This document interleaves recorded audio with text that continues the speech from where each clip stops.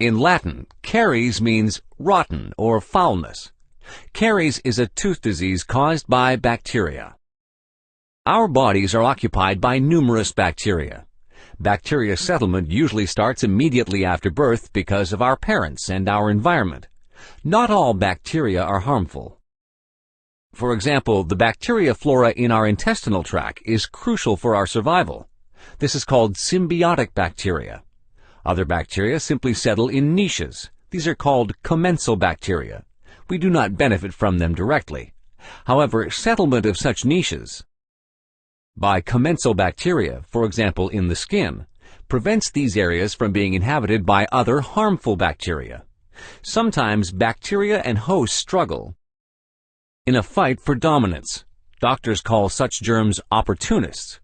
If the host is damaged by bacterial dominance, meaning the bacteria is winning, these germs are then referred to as pathogens. We have a number of bacteria in our mouths. Some live in essential niches and prevent other aggressive germs from ever settling, while other bacteria simply live alongside us. This means that we have both symbiotic and commensal bacteria in our mouths.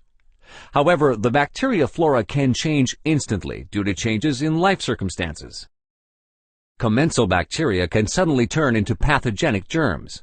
This is what happens with caries. The most important factors are certain host factors, plaque, and time.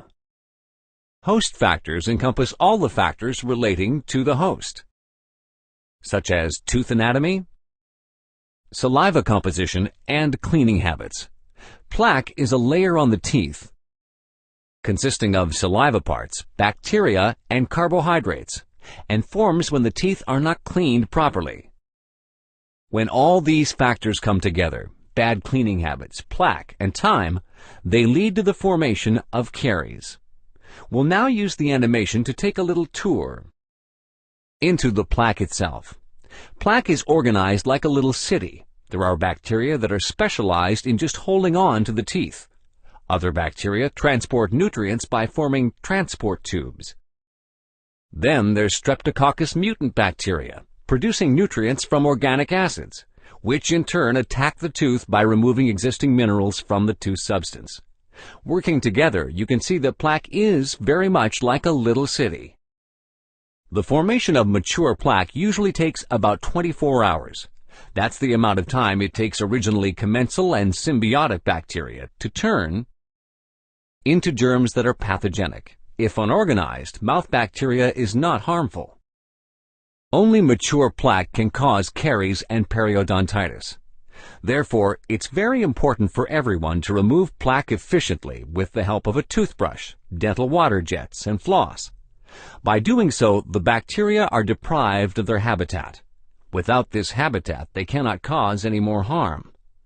Within the plaque, the bacterial products disintegrate the enamel. However, as soon as caries reach the dentin, depicted in our video here in yellow, the dentin is settled by bacteria. This is because the dentin contains proteins that supply the bacteria with a constant and ready food source. Even when the plaque is removed thoroughly and conscientiously from this point, the caries cannot be stopped. They develop their own dynamic. You can find out more in the video entitled Initial Caries. Toothache usually occurs when caries have reached the tooth nerves, marked here in red. In this case, a root treatment is necessary because the nerve has been infected by bacteria. If the root treatment is done incorrectly, it can lead to bone inflammation, even after years. Patients frequently refer to this as the disease focus, or the location where the infection originated. A root tip resection or even a tooth extraction might be necessary. You can see what a good root treatment looks like in the video entitled Root Treatment. Now, common caries is more easily understandable.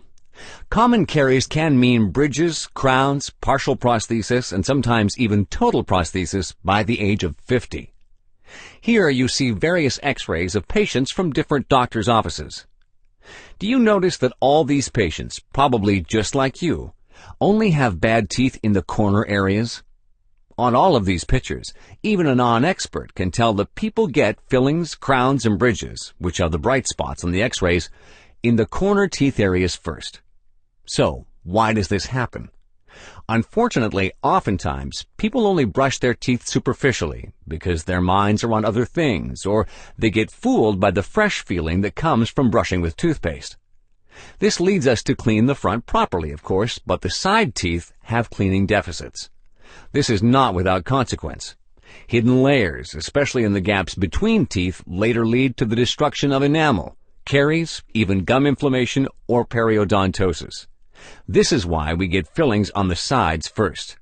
Combined with bad dental work and sometimes a lack of proper information, this will lead most people to having bad teeth or even no teeth in the side areas by age 50. The frontal teeth are overly strained. And by age 60, a total prosthesis will likely be unavoidable for a typical individual. So, regular oral hygiene, quality dental work, and information prevent the formation of caries. You have something to smile about for years with CheckDent.com.